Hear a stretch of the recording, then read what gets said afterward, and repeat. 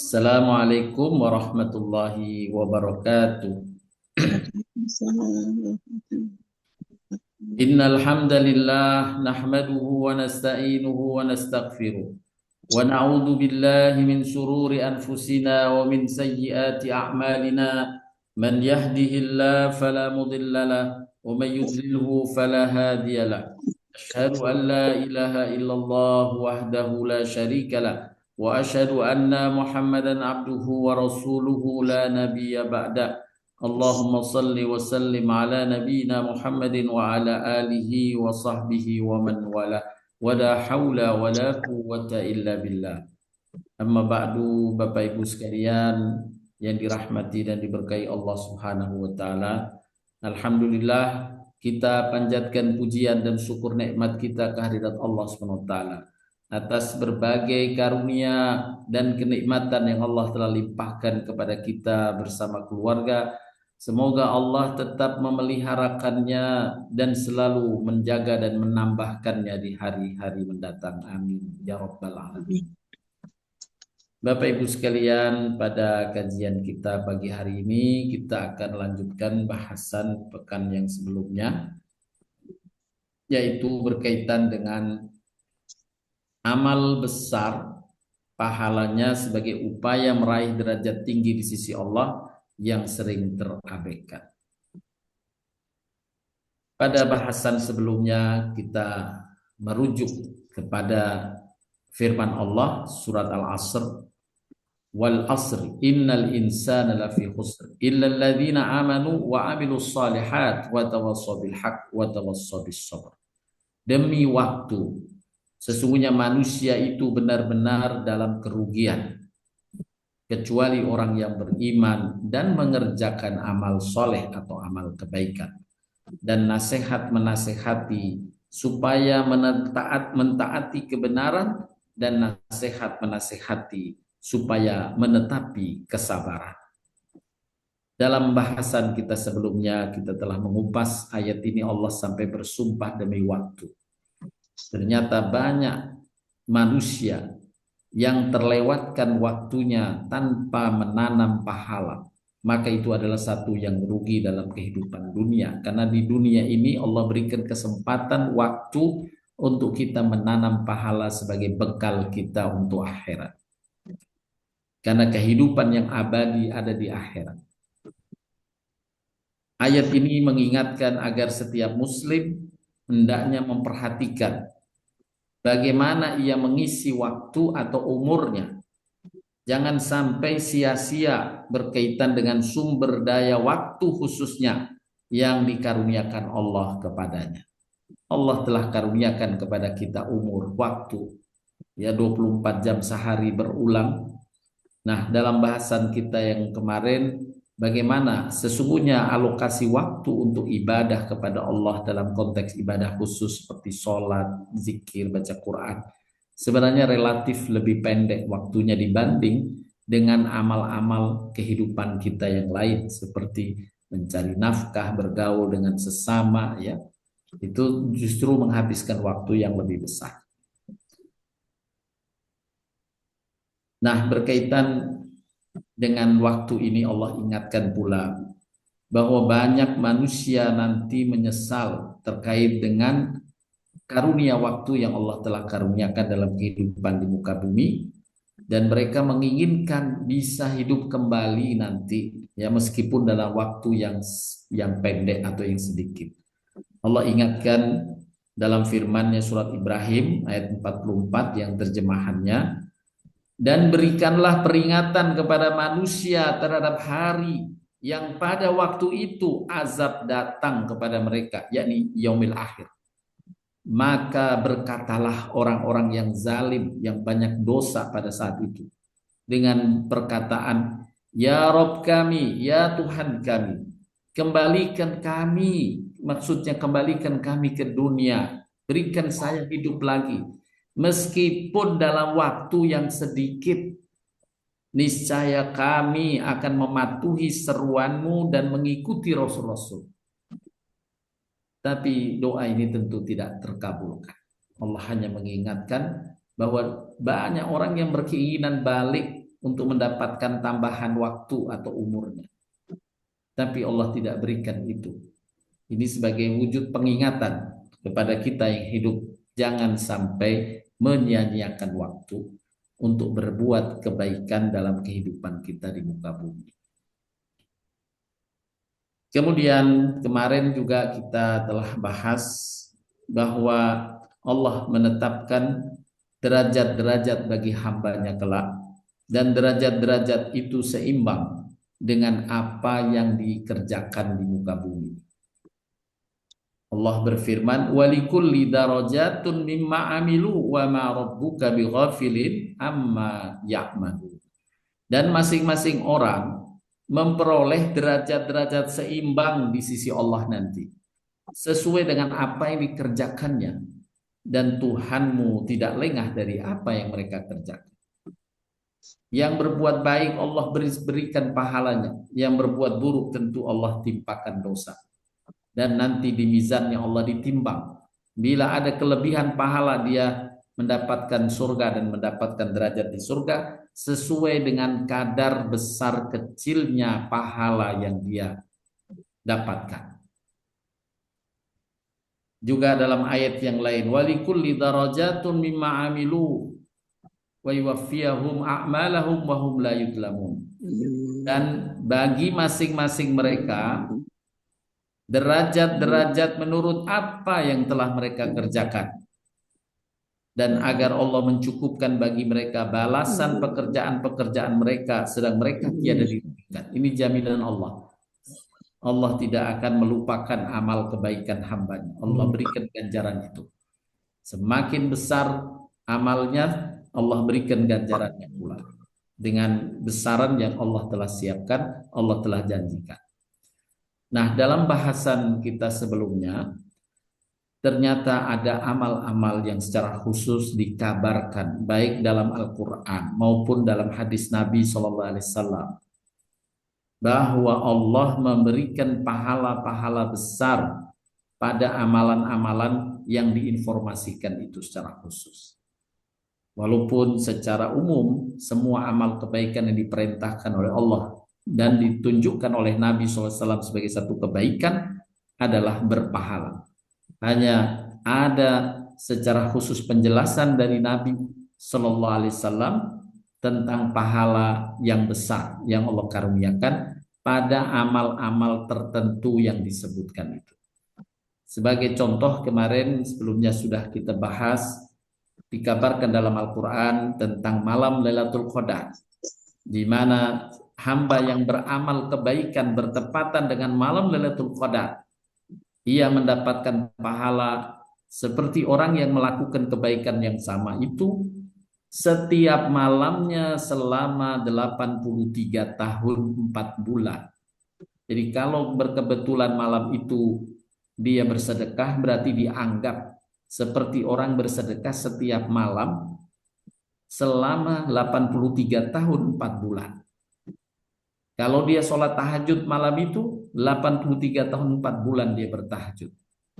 Kalau malam itu taraweh, berarti dia taraweh setiap malam seperti 83 tahun 4 bulan. Dan apapun kebaikan, baca Quran juga demikian. Dia dianggap setiap malamnya baca Quran selama 83 tahun 4 bulan. Nah, itu informasi dalam Al-Quran. Lailatul Qadri khairum min alfi syahr. Malam Lailatul Qadar lebih baik dari 1000 bulan. Nah, kemudian dalam bahasan kemarin juga kita telah bahas amal-amal yang besar pahalanya itu, diantaranya amal rukun Islam. Ya, amal rukun Islam di situ ada sholat, ada puasa Ramadan, ada zakat, dan ada ibadah haji. Ini rukun Islam, tentu bagian yang sangat fundamental untuk kita jaga dan kita istiqomah melaksanakannya. Kemudian yang kemarin juga sudah kita bahas, amal yang besar pahalanya adalah kebaikan kepada sesama dan memberi manfaat pada sesama. Nah, hadis yang kita jadikan sandaran adalah Nabi SAW bersabda, yang artinya manusia yang paling dicintai Allah adalah manusia yang paling memberikan manfaat bagi manusia lainnya. Nah, tentu karena dia disebut paling dicintai Allah, pasti derajatnya di sisi Allah sangat tinggi. Kemudian Nabi melanjutkan, adapun amalan yang paling dicintai Allah, amalan yang paling dicintai Allah adalah membuat muslim lain atau membuat orang lain bahagia. Membuat orang lain bahagia itu adalah salah satu bentuk amalan yang paling dicintai Allah Subhanahu wa taala. Kemudian juga dilanjutkan Nabi, mengangkat kesusahan orang lain itu juga bagian dari amalan yang paling dicintai Allah. Membayarkan hutangnya, menghilangkan rasa laparnya. Sungguh aku berjalan bersama saudaraku yang muslim untuk memenuhi sebuah keperluannya. Lebih aku cintai daripada beriktikaf di Masjid Nabawi selama sebulan penuh. Padahal iktikaf di Masjid Nabawi tentu sangat besar pahalanya, karena Allah lipat gandakan ibadah di Masjid Nabawi itu 1000 kali lipat dari ibadah di tempat lainnya. Kecuali di Masjidil Haram 100.000 kali lipat. Nah, tetapi Nabi menggambarkan, sungguh aku berjalan memenuhi kebutuhan saudaraku, lebih aku cintai, berarti lebih besar pahalanya daripada beriktikaf di Masjid Nabawi selama sebulan penuh. Nah, inilah di antara kabar dari Nabi tentang amal yang besar pahalanya, yaitu kebaikan pada sesama, kemanfaatan pada sesama. Nah, ini kemarin yang sudah kita singgung, kemarin kami sudah rincikan tentang amal-amal kemanfaatan dan kebaikan pada sesama. Kita akan tambahkan penjelasan dari Al-Quran maupun hadis-hadis Nabi SAW, macam amal-amal lainnya yang telah dibesarkan pahalanya oleh Allah Subhanahu wa taala. Yang berikutnya ini, yang ketiga, adalah amal yang disebutkan dalam Al-Quran, istiqomah berzikir, sholat, dan zakat.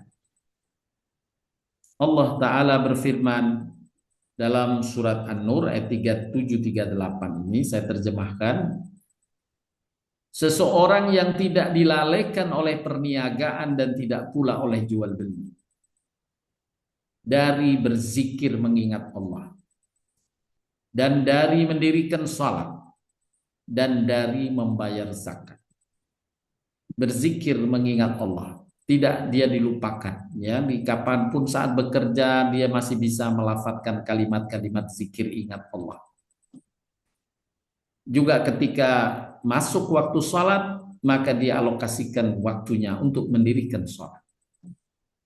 Dan ketika ia mendapatkan karunia rizki dari Allah yang melewati batas zakat, ia pun menunaikan zakat setiap tahunnya. Dengan 3 amalan ini, Allah Subhanahu wa taala menjaminkan Allah memberi balasan kepada mereka dengan balasan yang lebih baik dari apa yang telah mereka kerjakan. Dan supaya Allah menambah karunia-Nya kepada mereka, Allah bukakan pintu karunia kepada hambanya ini yang menjaga 3 amalan ini. Amalan pertama, selalu mengingat Allah.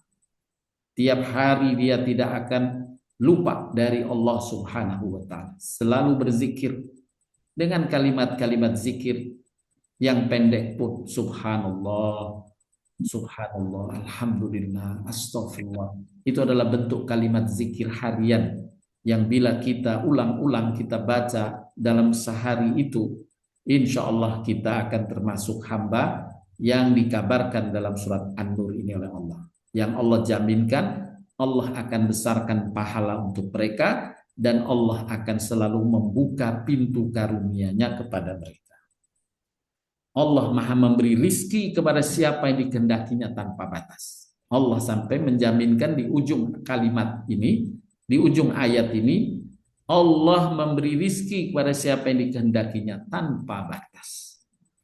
Inilah karunia besar dari Allah SWT yang Allah janjikan kepada hambanya yang istiqomah dalam berzikir dan sholat, dan dia tidak melupakan zakat bila ia memang tergolong hamba yang wajib untuk menunaikan zakat. Di antara amal bacaan zikir juga dikabarkan secara khusus oleh Nabi SAW yang mendapatkan pahala yang dibesarkan. Di antaranya dalam hadis Bukhari Muslim ini ada bacaan zikir Subhanallah wa bihamdih Subhanallahil azim. Ya, Nabi SAW bersabda, ada dua kalimat yang ringan diucapkan oleh lisan, tetapi berat dalam timbangan pada hari kiamat, dan dicintai oleh Allah Ar-Rahman yang Maha Pengasih. Kalimat zikir itu adalah Subhanallah wa bihamdihi Subhanallahil azim Subhanallah wa bihamdihi Subhanallahil azim Subhanallah wa bihamdihi Subhanallahil azim.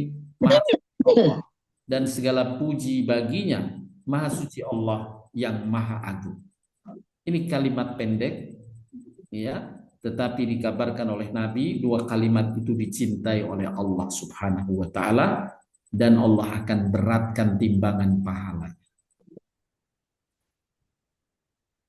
Juga dikabarkan pula dalam hadis kalimat zikir yang mungkin harian, karena setiap hari boleh jadi kita keluar dari rumah. Saat keluar dari rumah diingatkan oleh Nabi, jangan lupa kita melafadzkan zikir, yaitu Bismillahi tawakkaltu 'alallah wala haula wala quwata illa billah. Jika seorang keluar dari rumahnya lalu membaca zikir Bismillahi tawakkaltu 'alallah la haula wala quwata illa billah, dengan nama Allah aku berserah diri kepadanya dan tidak ada daya dan kekuatan kecuali dengan pertolongannya, maka dengan lafaz zikir itu malaikat akan berkata kepada hamba itu, sungguh kamu telah diberi petunjuk oleh Allah, dicukupkan dalam segala keperluanmu dan dijaga dari semua keburukan. Subhanallah. Bapak Ibu, tentu kita sangat berharap untuk selalu dibimbing oleh Allah dalam petunjuknya. Kita berharap semoga Allah mencukupkan kita segala keperluan kita. Dan kita berharap pula kepada Allah agar Allah menjaga kita dari berbagai keburukan. Nah, ini dikabarkan oleh Nabi. Sehingga setan-setan, kata Nabi, tidak bisa mendekatinya. Allah yang menjaganya. Malaikat Allah turunkan untuk menjaga hamba ini dalam perjalanannya keluar rumah. Dengan kalimat zikir, Bismillahi tawakkaltu 'alallah la haula wa la quwata illa billah. Tidak ada yang bisa mencelakakan. Ini di antara lafaz zikir harian yang boleh jadi banyak yang kita lupakan, ya, tetapi sesungguhnya Nabi telah mengabarkan besarnya pahala dan karunia yang Allah limpahkan kepada hamba-hambanya yang berzikir. Juga dalam hadis yang lain disebutkan tentang kalimat zikir yang diajarkan Nabi yang pahalanya besar. Disebutkan Juwairiyah binti Al-Haris Ummul Mukminin radhiyallahu anha menceritakan, Nabi SAW keluar dari rumahku di pagi hari ketika aku sedang sibuk dalam melakukan sholat subuh. Juwairiyah ini adalah salah seorang istri Nabi. Dia kembali di pagi hari dan menemukan saya sedang duduk di tempatku semula. Jadi Nabi keluar rumahnya, saat itu Juwairiyah sholat subuh di rumah. Kemudian Nabi setelah suruh, biasanya Nabi pulang dari masjid setelah waktu suruh, sampai waktu suruh Nabi melihat Juwairiyah ini istrinya masih duduk di sajadahnya di rumah itu. Lalu Nabi bersabda, Apakah engkau masih dalam posisi yang sama seperti aku meninggalkan engkau tadi, yakni pada sebelum subuh tadi? Juwairiyah mengatakan, mengiyakan. Kemudian Nabi bersabda, saya mengucapkan 4 kalimat sebanyak 3 kali setelah saya meninggalkan engkau tadi. Jika hal ini ditimbang terhadap semua yang telah engkau baca sejak pagi tadi, niscaya akan lebih berat pahalanya amal zikir yang aku baca ini. Nah, kemudian Nabi mengajarkan bacaan tersebut adalah Subhanallah wa bihamdihi adada khalqihi wa ridha nafsihi wa zinata arshihi wa midada kalimatih. Bacaan zikir ini yang tadi di awal kita telah baca. Dibaca 3 kali, memberatkan pahalanya melebihi lafaz-lafaz zikir yang lain yang dibaca dari setelah subuh sampai waktu suruh. Cukup dengan 3 kali. Subhanallah bihamdi. Adada khalqi wa ridha nafsi wa zinata arsi wa midada kalimati. Nah, ini diantara lafaz zikir yang dibesarkan pahalanya yang diinformasikan oleh Nabi SAW. Dan tentu banyak penjelasan lain lafaz-lafaz zikir yang disebutkan.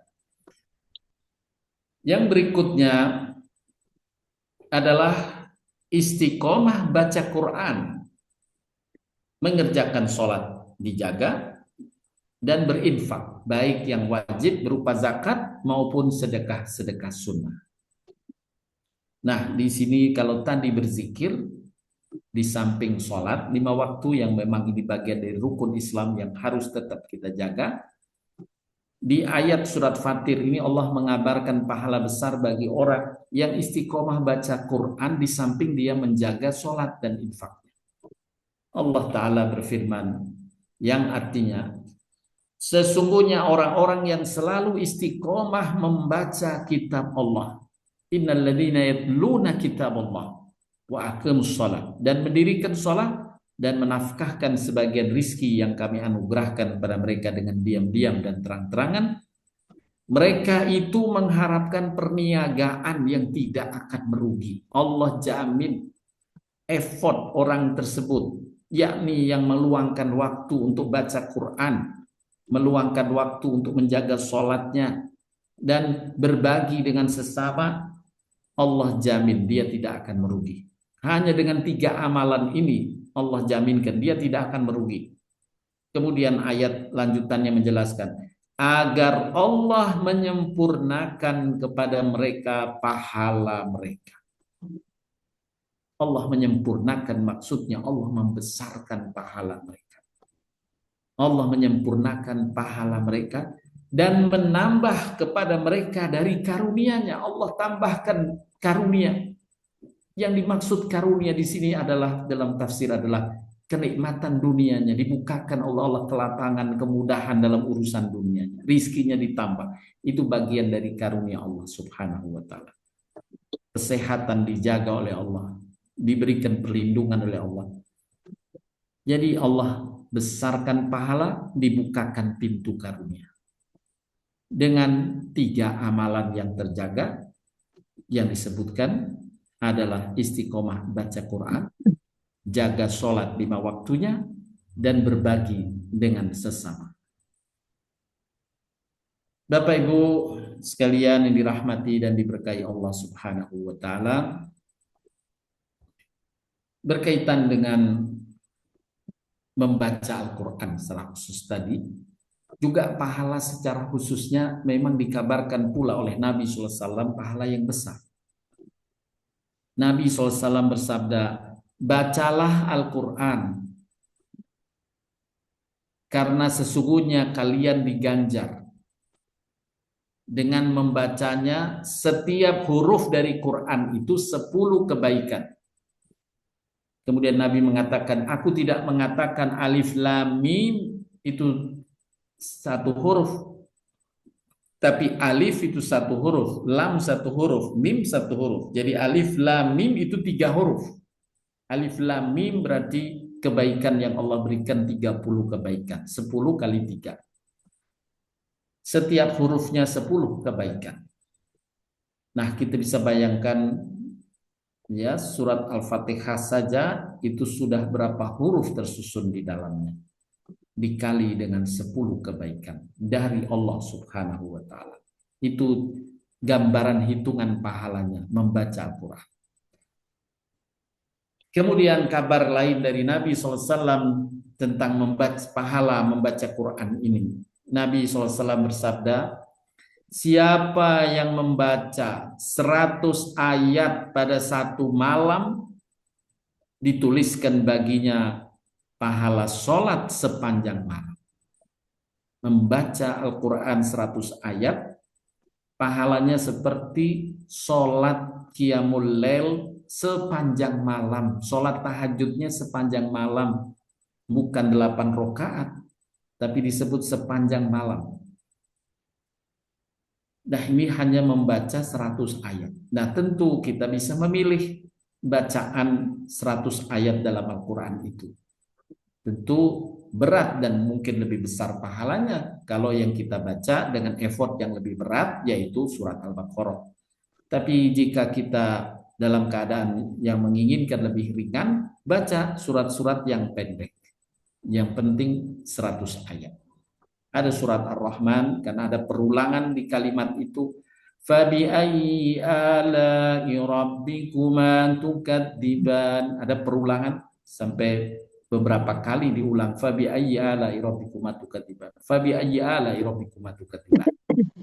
Jadi lebih mudah, lebih cepat kita membaca untuk mengumpulkan 100 ayat dalam bacaan kita di satu malam. Sekali lagi, jika kita membacanya pada satu malam, Allah berikan ganjaran selebih dari orang yang sholat semalam suntuk. Tentu effort untuk sholat semalam suntuk lebih besar lagi, lebih berat lagi. Tapi Allah ringankan, pahalanya Allah akan berikan pula kepada mereka yang istiqomah baca Quran dalam semalam itu 100 ayat.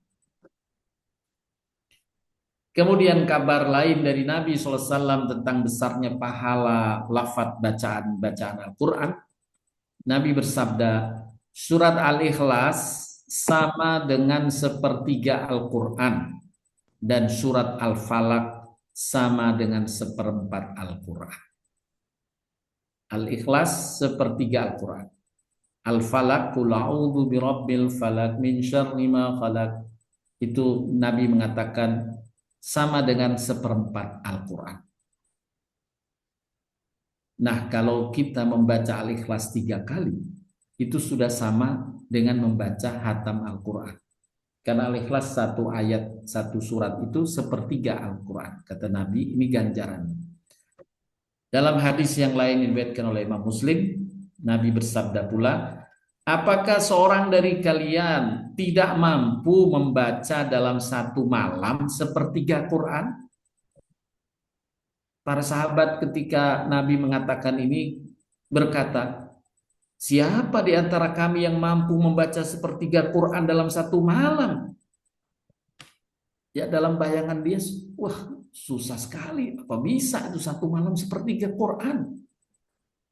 Nabi kemudian bersabda, Qul huwallahu ahad sebanding dengan sepertiga Al-Quran. Subhanallah. Bapak Ibu, inilah karunia besar dari Allah yang dikabarkan oleh Nabi SAW untuk umatnya, untuk kita semua. Hanya membaca Qul huwallahu ahad, Allah berikan ganjaran seperti kita membaca Quran sepertiga Al-Quran dalam malam itu. Sekali lagi saya ulang hadis Nabi ini. Apakah seorang dari kalian tidak mampu membaca dalam satu malam sepertiga Quran? Tentu para sahabat pesimis dengan berkata, siapa di antara kami yang mampu baca sepertiga Quran dalam satu malam ya Rasulullah? Nabi kemudian mengabarkan, Qul huwallahu ahad sebanding dengan sepertiga Quran. Oleh karenanya Bapak Ibu, jangan lewatkan malam kecuali kita tetap membaca Qul huwallahu ahad. Kalau kita baca ulang 3 kali, berarti Allah berikan ganjaran kepada kita seperti kita menghatamkan Quran. Hadis sahih dari Imam Muslim ini insya Allah dapat menjadi amalan kita dalam keseharian untuk meraih pahala besar dari Allah Subhanahu wa Ta'ala. Kemudian dalam hadis yang lain, setengah dari Quran ada sebuah surat yang jumlah ayatnya ada 30 buah. Surat itu dapat memberikan syafaat kepada seorang jika ia membacanya sehingga orang itu diampuni, yaitu surat Tabarakalladzi biyadihil mulku, yaitu surat Al-Mulk. Surat Al-Mulk, surat ke-67, ya. Ini juga dikabarkan besar pahalanya, setengah dari Quran. Kalau Al-Ikhlas tadi sepertiga dari Quran, surat Al-Mulk Nabi kabarkan setengah dari Quran. Siapa yang membacanya, dia akan mendapatkan syafaat, ya. Dan ini juga gambaran besarnya pahala bacaan ayat-ayat khusus yang dikabarkan Nabi, yaitu surat Al-Mulk. Juga dikabarkan pula dalam hadis Nabi SAW, barang siapa yang mengucapkan zikir 2 ayat terakhir dari surat At-Taubah di waktu pagi dan sore hari sebanyak 7 kali, maka Allah akan memberi kecukupan baginya dalam kepentingan dunia dan akhirat. 7 kali dibaca 2 ayat terakhir dari surat At-Taubah, yaitu ayatnya, laqad ja'akum rasulun min anfusikum azizun 'alaihi ma 'anittum harisun 'alaikum bil mu'minina raufur rahim. Fa in tawallaw faqul hasbiyallahu la ilaha illahu alaihi tawakkaltu wa huwa rabbul arsyil azim. Laqad ja'akum rasulun min anfusikum azizun alaihi ma 'anittum harisun 'alaikum bil mu'minina raufur rahim. Fa in tawallaw faqul hasbiyallahu la ilaha illahu alaihi tawakkaltu wa huwa rabbul arsyil azim. 2 ayat ini jadikan sebagai lafaz zikir kita dalam keseharian kita baca 7 kali. Maka Allah jaminkan sesuai dengan kabar dari Nabi akan memberikan kecukupan baginya dalam urusan dunia dan akhirat. Begitu besar pahalanya hanya dengan 2 ayat yang diulang 7 kali. Ini juga kabar dari Nabi tentang amal-amal membaca Al-Quran dari ayat-ayat Quran yang dibesarkan pahala. Selanjutnya, Bapak Ibu sekalian yang dirahmati dan diberkahi Allah Subhanahu wa Ta'ala, yang keenam, istiqomah mendirikan sholat, menunaikan zakat, serta tidak soleh sendiri. Sholat dan zakat ini selalu diulang dalam berbagai ayatnya, dan Allah sisipkan satu amalan lain sebagai tambahan. Kita lihat ayat sebelumnya dalam surat An-Nur ayat 37-38 ini tadi sudah kita bahas. Seseorang yang tidak dilalaikan oleh perniagaan dan tidak pula oleh jual beli dari berzikir kepada Allah, dari mendirikan sholat, menunaikan zakat. Jadi sholat zakat disertakan, ditambahkan di sini berzikir mengingat Allah. Kemudian dalam ayat yang berikutnya surat Fatir, sesungguhnya orang-orang yang selalu istiqomah baca Al-Quran, mendirikan sholat dan menafkahkan sebagian rizki. Ini juga bagian dari zakat, menafkahkan sebagian rizki. Sholat dilakukan. Ditambahkan di sini membaca Quran. Kalau di ayat sebelumnya berzikir kepada Allah, di sini membaca Quran. Dan yang ketiga di dalam surat Al-Hajj, sesungguhnya Allah pasti menolong orang yang menolong agamanya. Sesungguhnya Allah benar-benar maha kuasa lagi maha perkasa. Yaitu siapa yang Allah janjikan pertolongan dengan pasti. Sekali lagi ayatnya, wala yansurannallaha man yansuruh. Sesungguhnya Allah pasti menolong orang yang menolong agamanya. Siapa orang yang menolong agamanya? Allah jelaskan, yaitu orang yang jika kami teguhkan kedudukan mereka di muka bumi, niscaya mereka mendirikan salat, menunaikan zakat. Dua hal ini diulang kembali, salat dan zakat, dan satu ditambahkannya, menyuruh berbuat baik, mencegah perbuatan mungkar. Yakni orang yang tidak soleh sendiri. Dia selalu ngajak teman, ngajak sahabat, ngajak keluarga untuk sama-sama kita soleh berbuat kebaikan. Tawasau bil haq, saling berpesan pada kebenaran dan saling berpesan pada kesabaran. Yakni tidak soleh sendiri.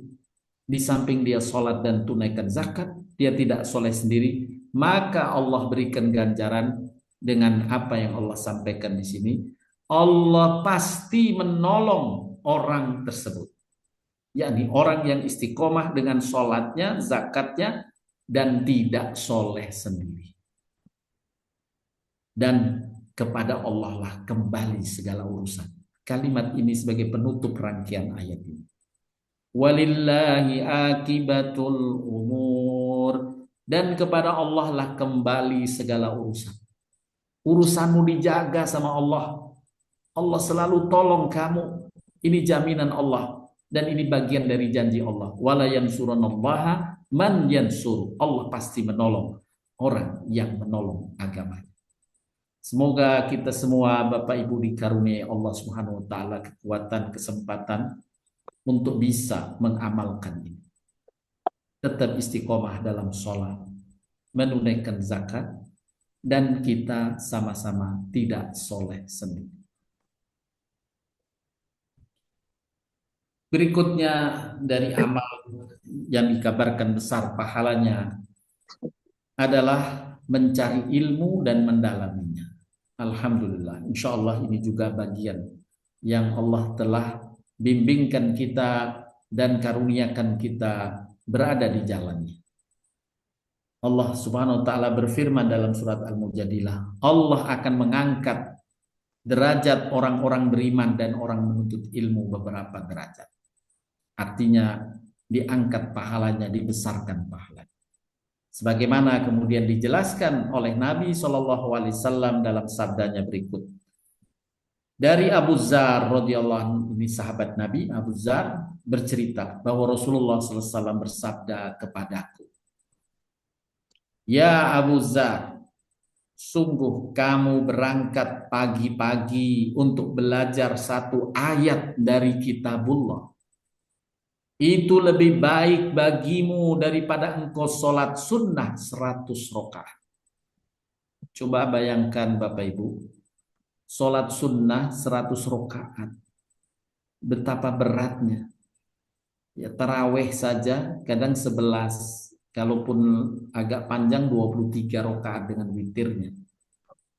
Ini Nabi mengabarkan belajar satu ayat saja pahalanya seperti lebih dari sholat sunnah 100 rakaat.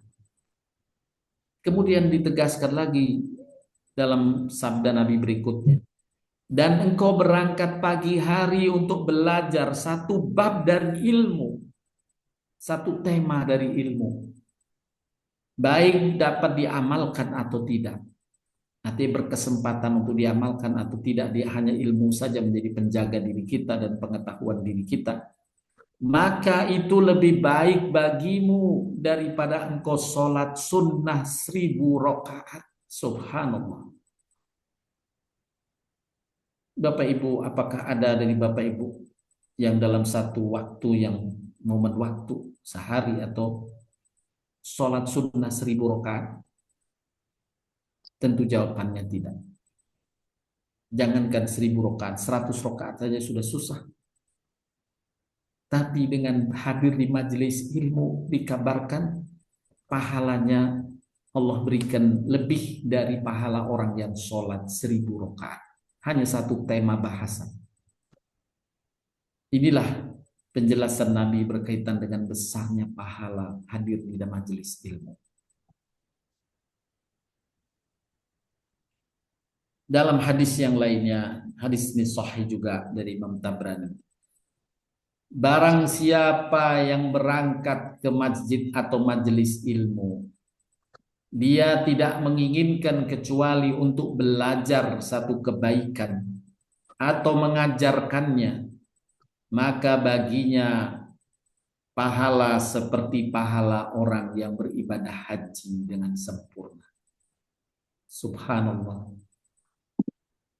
Semoga Allah limpahkan ganjaran besar yang dikabarkan Nabi SAW dalam hadis sahihnya ini untuk kita semua.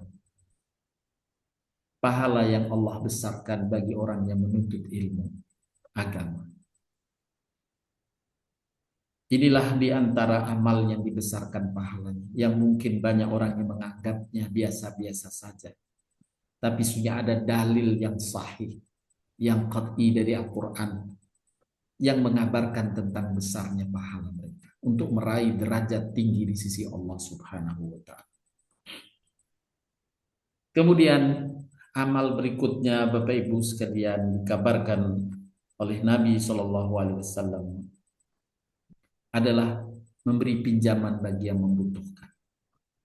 Rasulullah SAW bersabda, barang siapa yang memberi tempo kepada seorang yang belum mampu membayar hutang, maka setiap hari ia memiliki sedekah sampai hutang itu jatuh tempo. Jika jatuh tempo dan orang itu belum mampu membayar hutangnya, kemudian ia memberi kelonggaran lagi, maka setiap hari ia bersedekah 2 kali lipat dari harta yang dipinjamkannya. 2 kali lipat dari harta yang dipinjamkannya itu pahala seperti ia bersedekah dengannya. Jadi kalau misalnya seseorang memberi pinjaman, anggap saja 1 bulan, 1 juta, ya, setiap hari ia memiliki sedekah sampai hutang itu jatuh tempo. Jadi dianggap ia bersedekah setiap hari selama 30 hari itu. Sedekahnya setiap hari 1 juta sesuai dengan uang yang dihutangkan. Setiap hari dia bersedekah 1 juta sampai jatuh tempo 30 hari. Setelah lewat, jika jatuh tempo kemudian diberi kelonggaran, ya, pada bulan berikutnya jadi 30 hari berikutnya, maka ganjarannya seperti ia bersedekah setiap hari 2 juta rupiah. Ya, dari uang yang dihutang tadi cuma 1 juta, dia dianggap bersedekah 2 juta rupiah setiap harinya setelah lewat jatuh tempo. Ini ganjaran besar yang Nabi kabarkan. Berikutnya Bapak Ibu sekalian yang dirahmati Allah Subhanahu wa Ta'ala, yang ke-9, sholat berjamaah Isya dan subuh. Rasulullah SAW mengabarkan tentang besarnya pahala sholat berjamaah. Barang siapa yang sholat Isya dengan berjamaah, maka seolah-olah ia mengerjakan sholat setengah malam. Dan barang siapa yang sholat subuh berjamaah, maka ia seolah-olah ia mengerjakan sholat semalam subuh. Oleh karenanya, hendaklah walaupun kita di rumah, sholatnya ajak anggota keluarga di rumah untuk berjamaah dengan kita. Anak kita, cucu, boleh kita ajak untuk berjamaah melaksanakan sholat Isya dan subuh berjamaah. Walaupun sholat sendiri tetap terjaga sholatnya, tapi kita ingin merebut ganjaran besar yang dikabarkan Nabi dengan menghadirkan sholat jamaah. Yuk kita jamaah dulu, lumayan dapat pahala sholat seperti sholat setengah malam kalau sholat Isya. Kalau sholat subuhnya seperti kita sholat sepanjang malam. Ini juga amalan yang ringan sebenarnya, hanya berjamaah saja. Sholatnya sudah kita biasa lakukan. Alhamdulillah kalau sholat isya dan subuh ini tetap selalu kita jaga berjamaah walaupun di rumah dengan keluarga. Kemudian kabar dari Nabi tentang besarnya pahala dari amal lainnya adalah berkarya dengan kesungguhan untuk mendapatkan rizki yang halal. Ya, mendapatkan rizki yang halal, yang mencari nafkah. Dikabarkan dalam hadis ketika suatu saat Rasulullah melewati sekelompok orang, para sahabat melihat ada seorang pemuda yang kuat dan giat dalam bekerja. Mereka, para sahabat itu berkata, alangkah baiknya sekiranya anak-anak muda ini digunakan untuk jihad fisabilillah. Padahal saat itu mereka sedang bekerja, mencari nafkahnya. Ketika Nabi mendengar ungkapan dari sahabatnya itu, Nabi menegurnya dan berkata, jangan kalian ungkapkan itu. Ya. Jangan meremehkan amalan anak muda ini yang dia sibuk mencari nafkah, bekerja mencari nafkah. Kemudian Nabi menguatkan, karena jika ia keluar dan bekerja, yakni keluar dari rumahnya dan bekerja untuk anaknya yang masih kecil, maka ia termasuk jihad fisabilillah. Menghidupi keluarganya itu berarti jihad fisabilillah. Jika ia keluar bekerja untuk kedua orang tuanya yang sudah tua, maka ia termasuk jihad fisabilillah.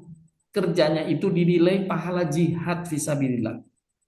Jika ia keluar bekerja untuk dirinya sendiri sehingga menjadi iffah, yakni memiliki harga diri untuk tidak menjadi peminta-minta, maka ia berada dalam jihad fisabilillah.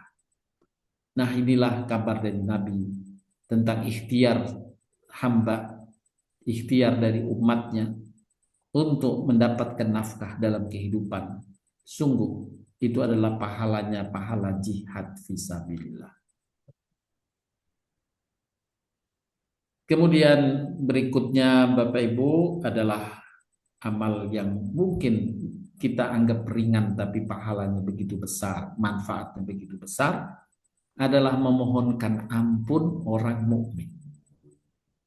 Dalam kalimat lafaz istighfar, Allahumma firli walil muslimina wal muslimat wal mu'minina wal mu'minat al ahya'i minhum wal amwat.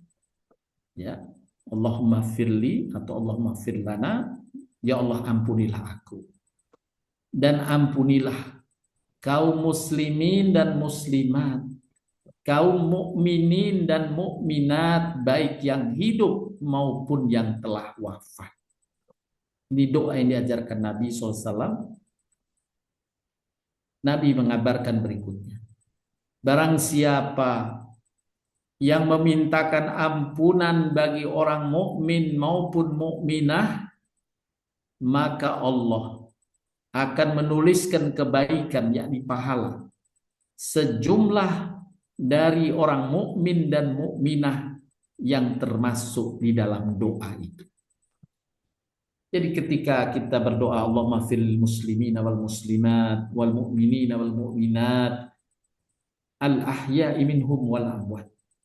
Ya Allah ampunilah orang-orang muslim dan muslimat, mukmin dan mukminat, baik yang hidup maupun yang telah wafat. Berapa jumlahnya? Berapa jumlah orang-orang mukmin yang hidup saja sudah berapa? Di tanah air saja sudah berapa? Belum lagi kaum muslim dan mukmin di dunia yang masih hidup saja. Kemudian kita doakan juga yang diajarkan Nabi yang wafat juga. Berapa orang-orang beriman yang wafat? Ketika kita berdoa semacam itu, Allah terima doa kita, Allah ampunkan orang-orang mukmin baik yang hidup maupun yang wafat. Yang berhak mendapatkan ampunan, Allah ampunkan atas doa kita. Dan Nabi mengabarkan, sungguh Allah ridha dan Allah akan memberikan pahala sebanyak jumlah orang mukmin dan mukminah yang mendapatkan doa itu, Allah kabulkan doanya dan diampunkan oleh Allah.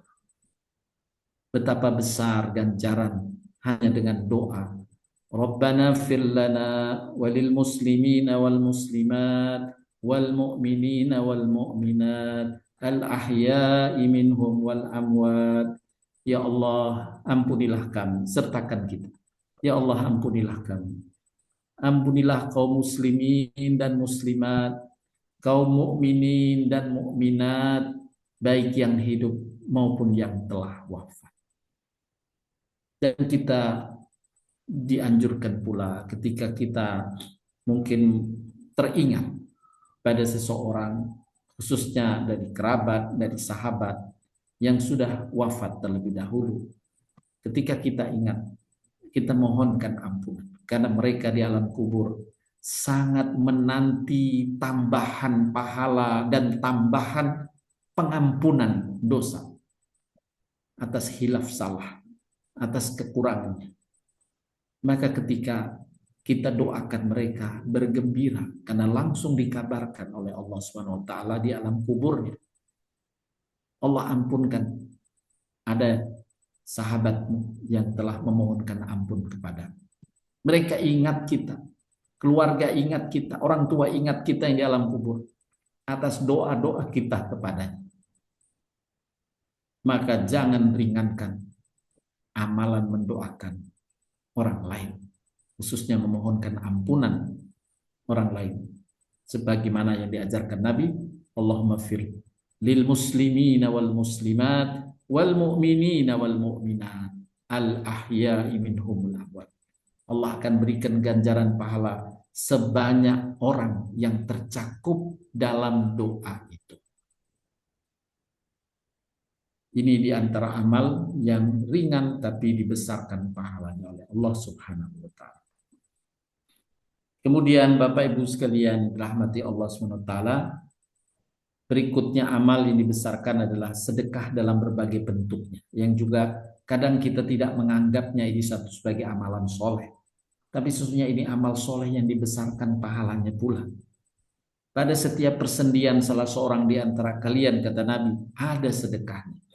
Setiap hari yang padanya matahari terbit, lalu dia bertindak secara adil di antara dua orang, adalah sedekah. Mendamaikan dua orang adalah sedekah.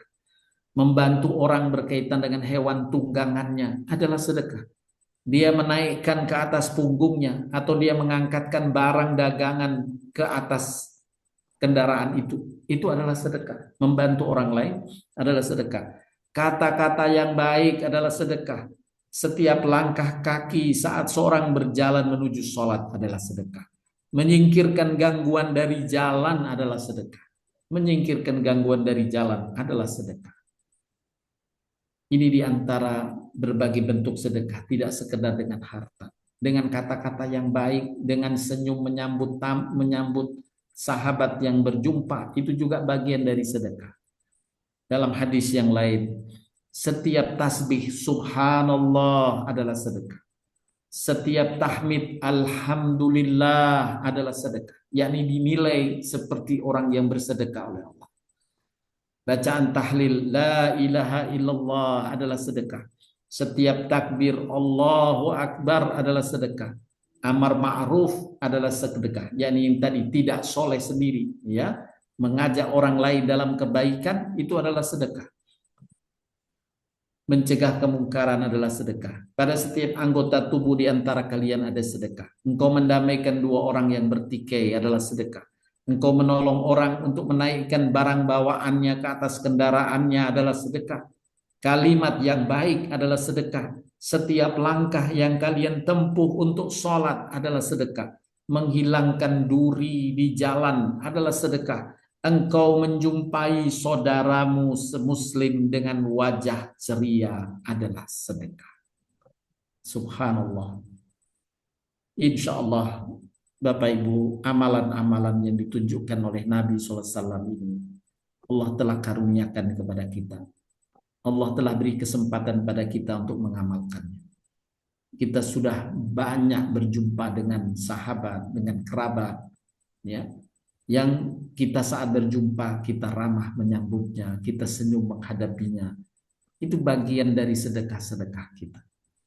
ya, mengangkat barang, memberikan ide dengan kata-kata yang baik, menyenangkan, semua adalah sedekah yang alhamdulillah, insya Allah ini bagian dari amal yang sudah kita kerjakan. Kita menyadari sekarang, semoga pahalanya Allah tetap besarkan untuk kita semua. Kemudian yang berikutnya dari amal yang dikabarkan besar pahalanya adalah menanam tanaman.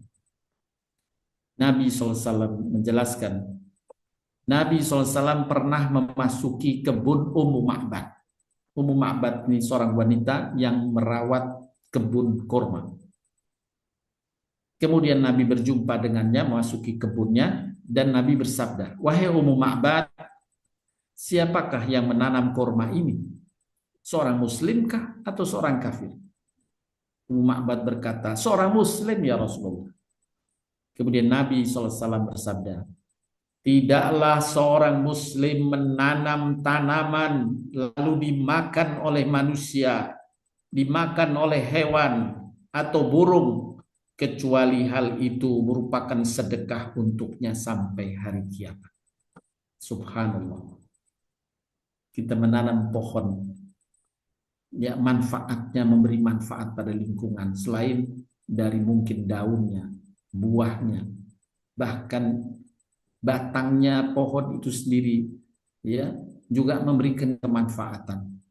Dia akan memproduksi oksigen, ya. Pada saat COVID masa yang lalu, begitu mahalnya oksigen, baru kita tersadarkan Allah telah memberikan produksi oksigen gratis dengan tanaman-tanaman di sekitar kita, dengan pohon-pohon di sekitar kita yang menyerap karbon dioksida kemudian mengeluarkan oksigen untuk pernafasan manusia dengan lapang. Nah, ini juga manfaat besar dengan menanam tanaman, ya, baik tanaman kecil karena pasti ada manfaat pula, baik bagi manusia, bagi hewan, atau bagi burung. Allah memberikan ganjaran seperti sedekah ketika dia misalnya berlindung saja di bawah pohon, itu adalah sedekah yang pahalanya diberikan kepada penanam pohon. Kemudian yang berikutnya Bapak Ibu sekalian adalah amal sholat duha. Ini juga amal 2 rakaat, tetapi pahalanya dibesarkan oleh Allah Subhanahu wa Ta'ala. Nabi SAW bersabda menjelaskan tentang ganjaran sholat duha. Bila masuk waktu pagi, maka setiap persendian tubuh ada kewajiban sedekah. Lalu setiap bacaan tasbih adalah sedekah, tahmid adalah sedekah, tahlil adalah sedekah, takbir adalah sedekah, amar ma'ruf adalah sedekah, nahi mungkar adalah sedekah. Dan cukup dari itu semuanya dengan sholat 2 rakaat di waktu duha. Allahu Akbar.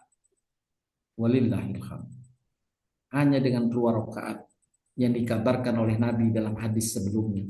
Setiap tasbih adalah sedekah, setiap tahmid adalah sedekah, setiap tahlil sedekah, takbir sedekah. Ya, ini semua tercukupi dengan sholat duha 2 rakaat. Begitu besar pahala yang Nabi kabarkan, yang Allah berikan kepada hambanya yang melaksanakan sholat duha 2 rakaat. Kemudian yang berikutnya, amal-amal kemaslahatan umum yang dibutuhkan masyarakat. Ini juga ganjarannya dibesarkan. Nabi SAW bersabda menjelaskan hal ini. Sesungguhnya yang didapati oleh orang beriman dari amalan dan kebaikan yang ia lakukan setelah ia mati adalah ilmu yang dia ajarkan dan sebarkan, anak soleh yang ia tinggalkan, mushaf Al-Quran yang ia wariskan, masjid yang ia bangun, rumah bagi Ibnu Sabil yang didirikan untuk anak-anak yatim, orang duafa, sungai yang ia alirkan, sedekah yang dikeluarkan dari harta ketika ia sehat dan hidup yang masih termanfaatkan. Semua itu akan dikaitkan dengan yang setelah ia mati. Maksudnya akan terus tersambung, ya, mengalir terus pahalanya selama hal itu masih termanfaatkan. Selama mushaf itu masih termanfaatkan dibaca orang, walaupun ia dalam keadaan tidak sedang membaca Quran, maka dia mendapatkan pahala baca Qurannya. Inilah yang disampaikan oleh Imam Ibnu Rajab rahimahullah. Aku berharap walau satu malam aku tertidur tidak baca Quran, tapi aku mendapatkan pahala baca Quran malam itu. Kemudian ditanyakan oleh sahabatnya, bagaimana Imam Ibnu Rajab, engkau tidur semalaman kok bisa dapat pahala baca Quran? Aku berharap Allah berikan pahala kepadaku atas mushaf Quran yang aku hadiahkan kepada seorang yang aku tahu dia sedang membaca Quran malam itu. Ketika Quran yang menjadi hadiah dariku dibaca oleh orang itu, aku memfasilitasinya, maka aku mendapatkan pahala kebaikan baca Qurannya. Allah copy pastekan pahalanya selain pada yang membaca, pada orang yang mensupportnya, dan aku insya Allah termasuk bagian orang yang mensupportnya, mendapatkan pahala orang baca Quran walaupun malam itu aku sedang tertidur. Nah, tertidur saja sudah dapat sebagaimana dalam hadis ini. Meninggal pun tetap dapat. Di alam kubur dia tetap mengalir pahala-pahala itu. Ya. Pahala mereka yang memberikan manfaat pada kemaslahatan hidup manusia. Nah, Bapak Ibu sekalian, ini di antara amal-amal yang dikabarkan baik dalam Al-Quran maupun dalam hadis Nabi SAW dengan pahala yang besar, yang pada dasarnya amal-amal ini sering kita anggap sebagai satu amal biasa. Ya, banyak orang yang menyepelekannya, mengabaikannya. Padahal kabar dari Quran maupun hadis Nabi menjelaskan begitu besarnya ganjaran yang Allah berikan kepada. Saya akan ulang 15 poin dari apa yang dikabarkan dari Quran maupun hadis Nabi berkaitan dengan pahala amal-amal besar ini. 15 poin itu, yang pertama tentu adalah amal rukun Islam, sholat, puasa Ramadan, zakat, dan haji. Selain Ya makanya kalau udah tahu dia kemudian gitu. memberi kebaikan dan kemanfaatan kepada sesama. Ya udah gue nggak peduli loh. Ya. Gitu. Memberi Yaudah, kebaikan dan kemanfaatan kepada sesama. Baiklah.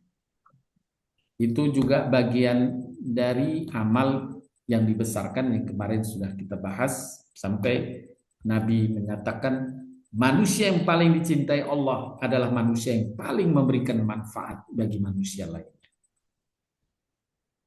Kemudian amalan berikutnya yang dibesarkan adalah istiqomah zikir di samping dia menjaga sholat dan zakatnya.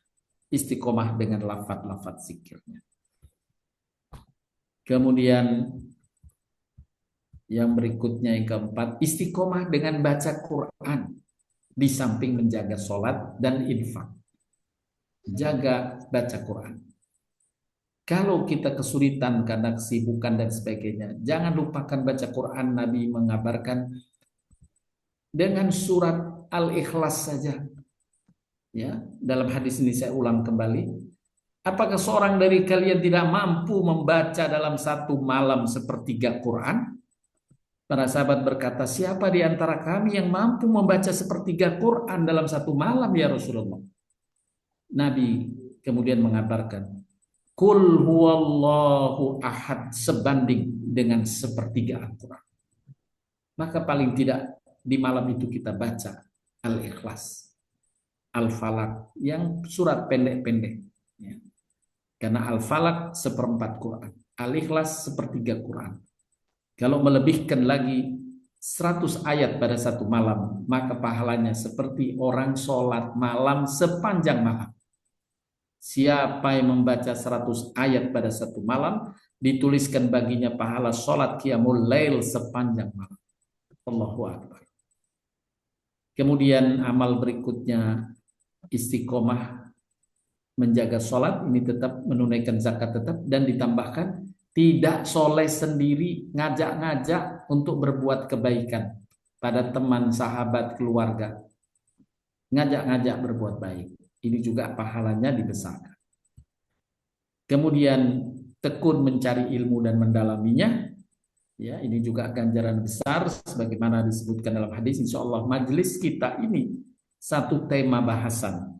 Maka Nabi mengabarkan, engkau berangkat pagi hari untuk belajar satu tema atau satu bab dari ilmu, baik dapat diamalkan atau tidak, maka lebih baik bagimu daripada engkau sholat sunnah 1000 rakaat. Artinya pahalanya lebih besar dari sholat sunnah 1000 rakaat. Hanya kita meluangkan waktu 1 jam, 1,5 jam. Kemudian memberi pinjaman, tadi juga di pahala yang dibesarkan seperti orang yang bersedekah setiap hari. Kemudian sholat berjamaah isya dan subuh seperti sholat setengah malam atau malam suntuk dengan sholat berjamaah subuh. Kemudian mencari nafkah untuk keluarga, untuk diri kita sendiri agar tidak menjadi minta-minta, juga dibesarkan pahalanya seperti pahala orang yang jihad fi sabilillah. Memohonkan ampun orang mukmin juga diberikan ganjaran sebanyak orang mukmin yang tercakup dalam doa itu. Kemudian sedekah dalam berbagai bentuknya, termasuk dengan kata-kata yang baik, menyambut sahabat, senyum dengan di hadapan sahabat, itu juga bagian dari sedekah. Menanam tanaman juga demikian, pahalanya dibesarkan. Dan sholat duha, ya, sholat duha juga dibesarkan pahalanya. Dan yang terakhir yang ke-15, amal untuk kemaslahatan umum, kemanfaatan pada lingkungan, pada masyarakat. Nah, sementara itu yang dapat disampaikan untuk kajian kita pagi hari ini, mudah-mudahan bermanfaat untuk menyegarkan dan menyemangati kita semua untuk bisa meraih derajat tinggi di sisi Allah dengan ganjaran besar yang dijanjikan oleh Allah dan Rasul SAW yang telah dikabarkan Nabi SAW ini. Insya Allah kita sama-sama meraih derajat tinggi di sisi Allah dan tidak lagi merendahkan, meremehkan amal-amal yang ditunjukkan dalam Al-Quran maupun dalam hadis yang dikabarkan pahalanya amat besar. Baik Bapak Ibu sekalian, untuk selanjutnya saya serahkan kepada Bu Lili bila untuk memandu bila ada yang ingin didiskusikan dan ada yang bertanya. Baik, jazakallah Pak Ustadz. Ada dari Mbak Tuti, Pak Ustadz. Dipersilahkan. Mbak Tuti bertanya, Assalamualaikum Ustadz. Waalaikumsalam. Apakah konteks pahala bagi hamba yang konteks pahala tadi Pak Ustadz hanya untuk hamba yang berangkat untuk belajar atau yang di rumah seperti dengan Zoom ini? Ya, kalau berkaitan dengan belajar dan Zoom itu kan metode ya, metodologinya. Ya, insya Allah sama semua, ya, mendapatkan pahala yang sama. Esensinya adalah menuntut ilmu kebaikan agama itu.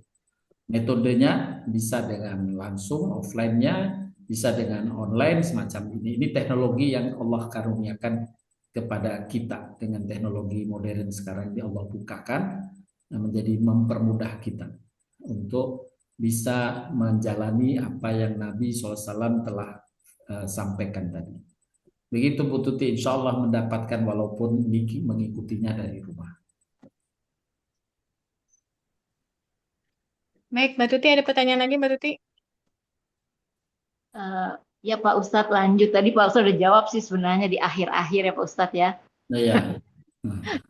Kalau ada dua pilihan gimana nih Pak Ustadz? Ada yang medianya Zoom, ada juga yang offline.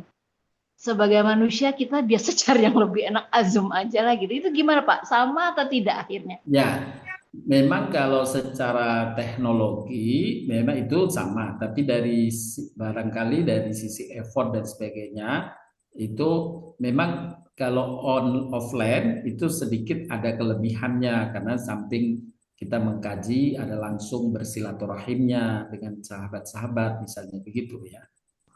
Jadi ada Effortnya ya tambahan. Pak ya, usahanya untuk sampai di tempat itu juga Betul, ada ya, nilainya. ada effortnya. Makanya ada kaidah besarnya pahala sesuai dengan effort yang dilakukannya.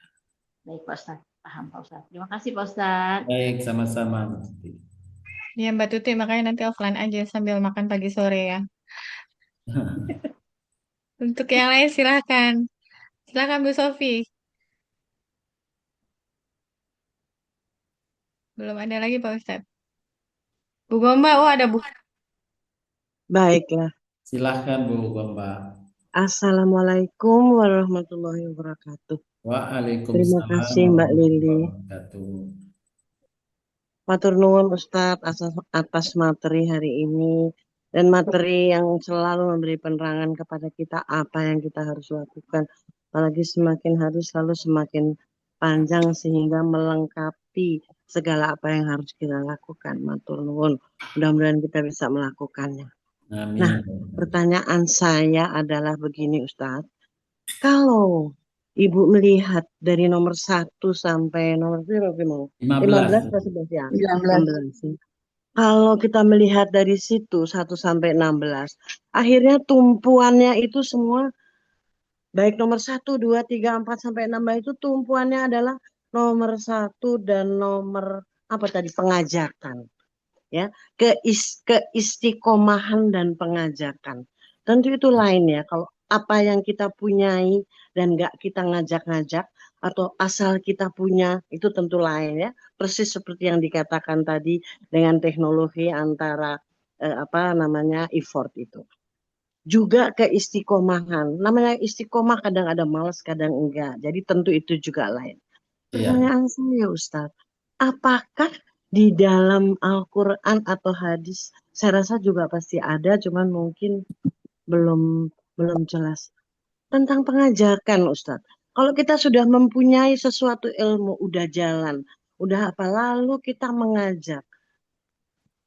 Apakah terfikirkan Nyon Sewu ya, bahwa keberadaan orang itu tidak selalu di tempat yang sama Ustadz. Barangkali dia di lingkungan yang gampang dan dengan manisnya akan bilang, ayo kita gini, ayo gitu jalan gitu ya Ustadz ya. Ya. Tapi nggak semua orang berada di begitu. Di tempat orang yang heran melihat kelakuan seseorang, alah kamu nggak biasa-biasanya.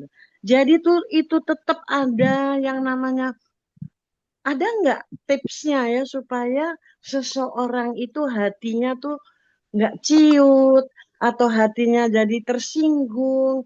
Sebetulnya ingin, tapi kadang-kadang cemoohan dari teman jauh, bisa teman dekat, bahkan di antara betul-betul di antara keliling orang itu sendiri. Baik. Kira-kira mungkin Ustadz bisa memberikan tips ya untuk kekuatan. Itu nggak mudah loh Ustadz. Ya. Mungkin kalau udah, iya gitu Ustadz pertanyaan saya. Dan seterusnya Ustadz pasti person. Ya, monggo, matur nuwun. Baik, terima kasih Bu Gomba. Yang pertama tadi Allah Subhanahu wa taala memberikan satu penjelasan, wa man ahsanu qawlan mimman da'a ilallahi wa amila shalih. Ya. Siapakah yang lebih baik daripada orang ya, wa man ahsanu qawlan mimman da'a ilallah, menggiring atau mengajak temannya, mengajak sahabatnya, mengajak keluarganya kepada jalan Allah dan mengajak untuk beramal soleh. Nah itu tadi ajakan itu sampai dipuji oleh Allah dalam surat Fussilat itu ayat 33. Allah sampai dengan menggunakan kalimat waman ahsanu qaulan, siapakah yang lebih baik gitu.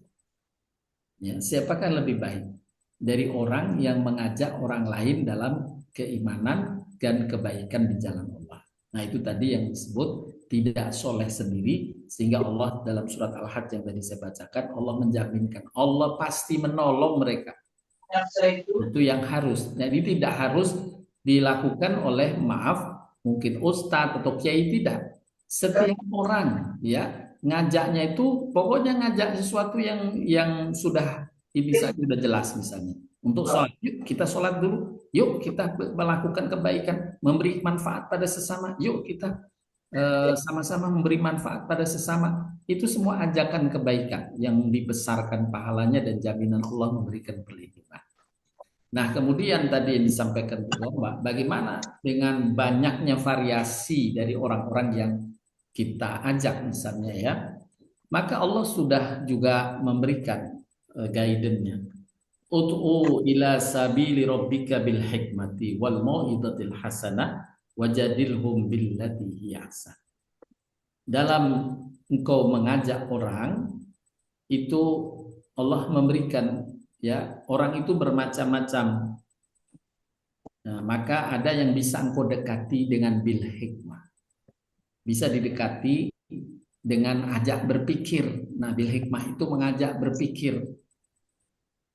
Yang kedua, kadang orang ada yang kapasitasnya tidak bisa diajak berpikirnya, atau rasional tidak mungkin, atau dengan penjelasan. Maka cukup dengan pendekatan wal mau'izatil hasanah. Mau'izatil hasanah itu nasihat yang menyentuh dengan kata-kata yang menyentuh. Nah, itu namanya mau'izatil hasanah, ya. Kata-kata yang menyentuh. Kemudian ada juga tipe orang yang suka debat. Suka debat, kalau diberi penjelasan selalu berdebat. Nah Allah dalam Al-Quran juga menjelaskan, jika tipenya semacam ini, maka tadi bil hikmah wal mau'izatil hasanah wajadilhum billati ahsan. Maka kalau tipenya berdebat, maka siapkan dirimu untuk berdebat dengannya, tapi dengan etika yang baik. Debatnya dengan etika yang baik, dengan santun, ya. Nah, itu yang disebutkan dalam surat An-Nahl ayat ke-125 dalam Al-Quran. An-Nahl 125. An-Nahl 125. Ud'u ila sabil rabbika bil hikmah, dengan bijaksana, wal mau'izatil hasanah, dengan nasihat yang menyentuh. Kemudian wajadilhum billati ahsan. Ada tipe yang berdebat, berdebatlah dengan santun, berdebatlah dengan etika yang tidak sampai menjadi ketersinggungan dan sebagainya. Tapi perlu ada perdebatan-perdebatan logika dan sebagainya. Nah, itu yang kemudian dalam surat Al-Imran 159 itu juga panduan dari Allah Subhanahu wa taala ketika kita mengajak sahabat, mengajak itu. Al-Imran ayat 159 itu Allah Ta'ala berfirman,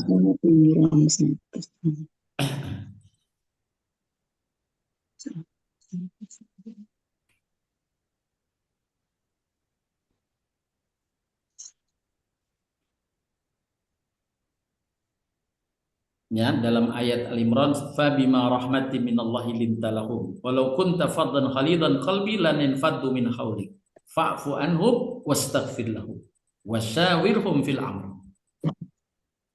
Allah berfirman yang artinya, maka berkat rahmat Allah engkau berlaku lemah lembut terhadap mereka. Jadi kita dianjurkan berlaku lemah lembut, itu rahmat Allah. Seandainya engkau bersikap keras, lagi kasar dalam mengajak, ya, berlaku keras dan kasar, tentu mereka akan menjauh darimu. Ya, tentu itu suatu fitrah, sudah orang akan menjauh kalau kamu kasar. Maka Allah menyuruh kita, ya, dengan adabnya kita berlemah lembut dengan mereka, tidak bersikap kasar, ya. Kemudian kita siap memberi kemaafan karena tidak semua orang yang langsung menerima. Maka Allah perintahkan, oleh karena itu maafkanlah mereka dan mohonlah ampun untuk hilaf mereka. Ya, tetap bermusyawarahlah dengan mereka. Nah, itu yang diperintahkan Allah kaitan dengan tadi mengajak orang lain untuk tetap dalam kesolehan. Begitu Bu Gomba. Iya Ustadz. Oh iya, aduh, itu lega banget. Tapi begini ya Ustadz ya, enggak pakai tapi. Apa namanya? Jadi itu datangnya justru dari si penyebar ya. Bukan perlindungan dirinya dari tekanan, tetapi sebelumnya harus berakal dulu. Iki sopo wonge sing arep dijak gitu ya Ustadz ya. Betul, iya. Jadi Kita harus iya, membaca dulu betul audiennya betul. siapa. Jadi datang dari si penyebar ya, bukan kita Betul. melindungi diri dari Iya. sakit hati. Ah ya, baik baik baik. Matur nuwun Ustadz. Sama-sama. Itu memang tidak mudah ya, tapi memang akalnya itu harus panjang gitu ya Ustadz ya. Betul, Bu. Iya, memang Iya, iya, apa kita bisa menghadapi hal-hal semacam itu dalam iya, kehidupan iya. satu yang kita Itu pakai tadi dianukan dengan bijaksana, berhikmah, iya, cara iya. pendekatan akal, Dan itu dengan iya, dan itu tentu effort sendiri, pahala sendiri, perhitungannya ya Ustadz ya. iya, Mm-mm. betul. Baik, matur nuwun sekali, matur nuwun. Wassalamualaikum warahmatullahi wabarakatuh. Makasih Mbak Lili. Assalamualaikum. Iya, silakan Bu Sofi. Ibu, Assalamualaikum. maaf Bu Sofi, ini ada Ya, yang duluan. Ibu siapa oh nih? ya Saya udah. kurang tahu. Ibu yang pakai iPhone. Silakan. Silakan Bu. Oh, saya mungkin ya Bu Ah, Oh, Lili ya. bukan oh Pak Lili. Buana. Mohon Namanya maaf, cuma iPhone Pak Buana. mohon maaf ini kayaknya ada setting yang rubah. Mohon maaf Bu Sofi, saya ini dulu ya Bu. Monggo, monggo silakan. Pak Silakan Ustadz, Pak Buana. saya tadi baca salah satu dari 15 itu adalah memberikan pinjaman kepada orang yang memerlukan. Iya, Pertanyaannya adalah kalau kita tidak memberikan pinjaman, padahal dia perlu. Pertama alasannya adalah kita mungkin pernah kecewa karena dia dulu pernah pinjam tapi tidak amanah, sehingga akhirnya saat ditagih, yang ditagihnya lebih galak daripada kita kami yang memberikan. Kemudian kedua, mungkin terkait dengan yang tadi, atau yang kedua adalah ada kalanya saya nggak bisa mewakili yang lain, ada kalanya saya lebih senang saya tidak dipinjam, tapi saya yang berinisiatif gitu loh Pak Ustadz. Jadi saya kalau ada yang minjam mungkin saya tidak pinjamkan, tapi kalau ada orang yang mungkin tidak butuh pinjaman, tapi saya lihat dia perlu, saya akan memberikan pinjaman itu. Lalu yang ketiga, tadi terkait dengan Bu Gomba, bahwa kita juga kan mungkin harus milih-milih ya Pak Ustadz ya. Jadi jangan hanya sekedar berpatokan pada ini dapat pahala kalau kita memberikan pinjaman kepada orang yang memerlukan. Ya karena kita mungkin karena kita berakal, saya pikir kita juga harus menelaah apakah ini memang bisa amanah untuk kita berikan pinjaman. Karena kalau istilah yang kita tidak tepat, bahkan bikin saya dalam kondisi yang seudon, yang jadi dalam ini kondisinya mungkin jadi kecewa, marah dan segala macam. Nah itu jadi pertanyaannya adalah apakah kita berdosa Pak Ustadz jika baik. kita tidak memberikan pinjaman kepada yang memerlukan. Baik. Terima kasih Pak Ustadz, Bu Lili. Sama-sama Pak Buana. Untuk pertanyaannya saya jawab. Pertama, kalau bila ada orang berkebutuhan, kita kan dianjurkan untuk berbuat kebaikan, ya. Tadi pahala yang besar itu mengangkat kesusahan dari orang lain, ya, membahagiakan orang, mengangkat kesusahan dari orang lain itu amal yang paling dicintai Allah. Nah, dari termasuk orang tentu mereka berkebutuhan tadi, kemudian kita bantu itu menjadi melapangkan yang bersangkutan pahalanya besar, ya. Nah, sekarang konteksnya kalau kita tadi punya pengalaman berulang misalnya yang orang tersebut tidak komit misalnya semacam itu, maka itu haknya dikembalikan kepada kita, ya, kepada kita. Kalau kita berhitung kekhawatiran, maka boleh tidak kita memenuhi permintaannya, dibolehkan, ya, karena ya orang yang kalau diminta kan bisa ya, jawabannya bisa tidak, itu diberikan hak, ya, tidak berdosa. Tapi kalau kita membantunya itu kita dapat pahala. Kalau mengatakan tidak, itu tidak berdosa, ya, tidak berdosa. Itu jawaban pertama. Kemudian tadi bagaimana kita meminjamkan atau memberi tadi kan, ya, misalnya itu memang pahalanya lebih besar sebenarnya meminjamkan, karena meminjamkan itu lebih memberi penghormatan, ya. Kalau orang meminjam itu kita nggak perlu menyampaikan udahlah nggak usah pinjam, ambil aja, itu tidak. Adabnya kalau dia memang menyuarakan pinjam, ya kita pinjamkan. Karena pahalanya tadi, kalau kita meminjamkan, misalnya kapan dia bayar 1 bulan, itu nilai pahalanya seperti kita memberikan kepada dia sedekah. Kalau pinjamannya 1 juta, ya itu pahalanya 30 juta bersedekah.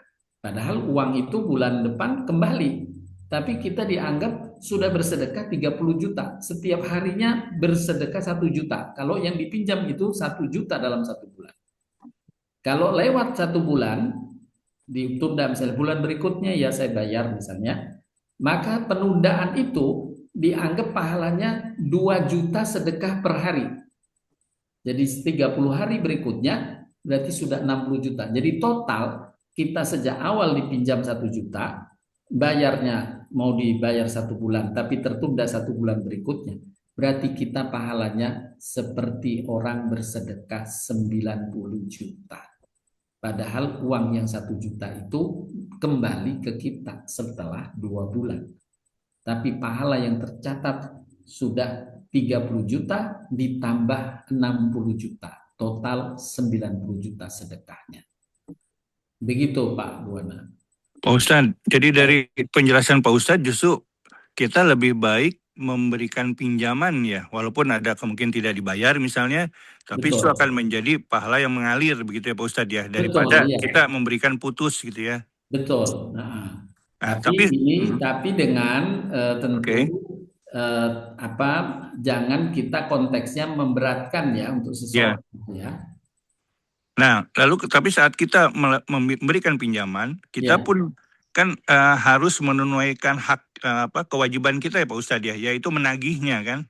Ya, nah, mengingatkan ya. Kalau seandainya kita katakanlah misalnya dia pinjam 1 bulan nih, saya melakukan kewajiban saya untuk menagih. Ya. Itu kemudian dia mundur 1 bulan lagi, saya nagih, mundur lagi sampai akhirnya dalam beberapa bulan ke depan, katakan let's say dalam setahun mungkin atau lebih, saya udah karena agak kesal, saya tidak menagih. Nah itu saya berdosa nggak Pak Ustadz? Karena kan yang saya tahu nagih itu adalah bagian dari kewajiban si pengutang, yang meminjami gitu Pak Ustadz. Itu bagaimana Pak Ustadz? Mengingatkannya itu bukan kewajiban, tapi mengingatkannya adalah hak justru. Ya. Hak ya. Ya hak. Ya, kalau hak kan tidak dosa kalau tidak. Jadi hak. Nah, tapi kalau kita mau mengingatkan dalam pengertian niatnya supaya yang bersangkutan tidak terpeleset gitu, ya itu dapat pahala karena kita tawasobil hak. Dapat pahala tapi tidak berdosa kalau tidak mengingatkan. Begitu Pak Buana. Oke, terima kasih Pak Ustadz, Bu Lili. Sama-sama Pak Buana, sehat selalu Pak. Amin. Silakan Pak Arta. Silakan. Silakan Bu Sofi. Ya. Assalamualaikum. Waalaikumsalam warahmatullahi wabarakatuh. Silakan Bu Sofi. Ya, Pak. Ini saya pernah menyampaikan kepada Pak Farhad waktu itu, tapi dalam bentuk WA ya Pak ya. Jadi ada kelanjutannya rupanya ini. Jadi yang bersangkutan itu sebagai pejabat Seknek, lalu yang satu ini sudah menikah resmi, tetapi tidak mau diajak kumpul bersama Pak sampai sekarang. Dan saya itu karena dia juga ikut memberitahu ke saya lalu ke lain-lain, saya ikut memberi saran begini.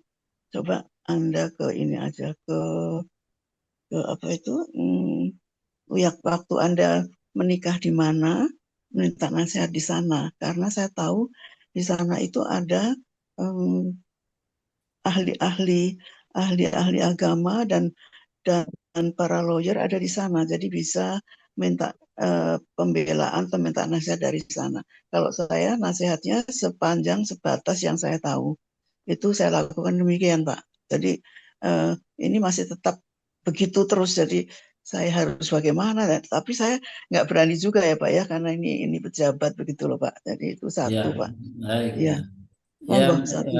Nasihat Bu Sofi insya Allah tetap aja disampaikan agar yang bersangkutan yang pertama tentu untuk bisa damai ya, itu disampaikan dengan nasihat-nasihat yang baik aja Bu Sofi ya. Insya Allah sudah saya lakukan, Pak. Sudah Baik, itu. alhamdulillah. Ya, tapi alhamdulillah hanya dia datang lagi mengatakan bahwa Ya, nggak apa-apa ya. Itu masih satu begitu. proses yang tidak mudah. Harus bersabar. Iya, Ya, iya bersabar. Dan saya mengatakan begini, iya, kalau memang demikian tidak bisa diatasi, sudah saja langsung ke pengadilan agama. Saya katakan begitu, Pak. iya. Tidak bisa diatasi. Diislah dulu, Iya, disadarkan dulu. iya. Dan Ya, mungkin kan terkait dengan dia itu sebagai pejabat tinggi begitu ya. Tapi anak masih ya. muda, jadi mungkin saya nganggapnya orang tua lah gitu kira-kira, Pak. Ya, Ya, nggak apa-apa lalu dijadi kerujukan, dinasihati dengan sabar untuk ya. berislam. Ya, Terus ada lagi nih Pak masuk. Jadi maksud saya memberitahu ke saya ini orang ini. Jadi nggak, kalau dia yang itu mungkin ini dulu aja Bu, nanti bisa kita japrian lagi boleh. Iya Bu. bagaimana Pak? Artinya tema tadi, pertanyaan Bu Sofi itu lebih enak kalau kita japri Oh iya iya. isinya ya kan? Iya Pak. Ya, Ya nanti saya kira ya, pertanyaan lain. ya saya sambung lagi Pak. Hanya Baik, ini Pak. Kalau ini Pak, ini masalah sederhana sebetulnya. Jadi ya, ini orang ibu mengatakan pada saya begini. Saya sudah memberitahu dia, Bu Sofi, kita anulah mengikuti apa ajaran-ajaran dalam ilmu agama dari ustadz-ustadz. Tapi orang itu yang saya beritahu katanya, itu terus kelihatan marah gitu loh Pak. Jadi kelihatan marah terus pergi, ya cemberut begitu. Terus dia mengatakan, jadi saya sudah tidak mau mengatakan lagi kepada dia. Itu kalau begitu terus bagaimana Pak cara anunya ya kalau. Jadi apa mesti minta maaf yang memberi nasihat ini atau bagaimana ya Pak ya? Kalau yang dinasihati kok marah gitu loh. Padahal tahu dia. ya harus dilihat konteksnya, harus lihat konteksnya. Kadang ketika kita memberi nasihat, mungkin kita salah ucap, salah bahasa dan sebagainya, ya kalau itu bisa kita minta maaf yang memberi nasihat. Artinya harus dilihat konteksnya. Konteksnya apa gitu kan, didalami. Kenapa kok dia Ya, bisa tersinggung misalnya? Oh, kamu sih cara menyampaikannya nggak pas, misalnya gitu. Yaitu maka bisa kita minta maaf walaupun kita tadinya mau nasihat. Kita harus eh, memahami juga bagaimana metode tadi ya, seperti pertanyaan Bu Bomba. Ada bil hikmah, ada mau'izatul hasanah, ada jadilhum billatihi ahsan, ada yang berdebat. Jadi konteksnya harus sesuai dengan itu. Begitu Bu Sofi pendekatannya. ya memang kelihatannya sih orang ini kelihatan serius betul Pak. Jadi ya saya katakan sudah begini aja lah, sudah minta nasihat kepada Ustadz saja deh kalau nggak mau menerima nasihat seperti ini. Sedangkan saya mengerti lah hal itu salah gitu loh Pak. Jadi itu Iya, salah.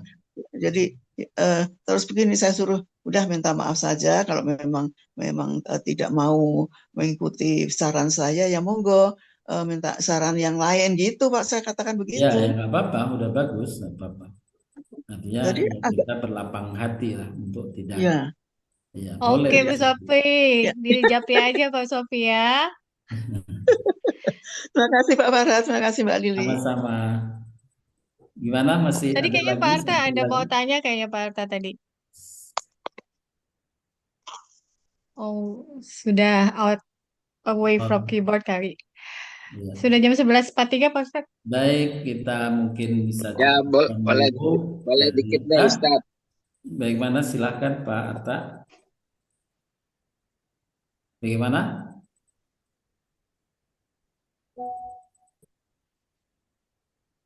Halo? Halo, Iya, dengar Ustaz ya? Sorry. dengar. Oke, tadi sebagian sudah. Dua hal Ustaz, minta maaf. Iya, Pertama, silakan. amal yang kita buat itu kalau kita lakukan secara otomatis, Iya, otomatis misalnya tiba-tiba ada orang yang memang perlu bantuan, kita nggak tahu siapa dia, ya kita bantu gitu aja.